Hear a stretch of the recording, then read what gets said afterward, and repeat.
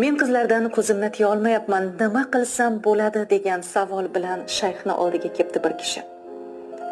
Shayx unga sut to'la idishni berib, bozordagi bir kimsaga olib borishni hamda sutning bir tomchisini ham to'kmaslikni tayinlabdi. So'ng uning orqasidan shogirdlarini birini yuborib, ko'chaning o'rtasida sut to'kilsa, uni qamchi bilan savalashni buyuribdi.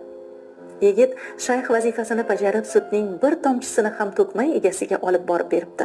U qaytgach, shayx undan so'rabdi: "Yo'lda qancha ayol qizga ko'zing tushdi?" Erkak javob beribdi: "Men yo'lda hech kimni ko'rganim yo'q. E'tibor ham bermadim. Sutni bir tomchisini to'kilsa ko'chada odamlar oldida savalanishimdan qo'rqdim" debdi. Shunda shayx: "Bandasining qamchisidan qo'rqib, yaratgannikidan qo'rqmaysanmi?" deb tanbeh beribdi.